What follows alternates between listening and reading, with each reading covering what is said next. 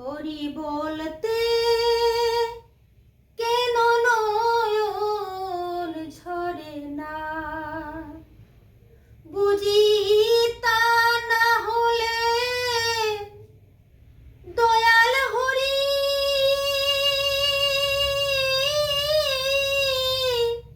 দেখা দিবেন না, কেন নয়ন ঝরে না। হরি বলতে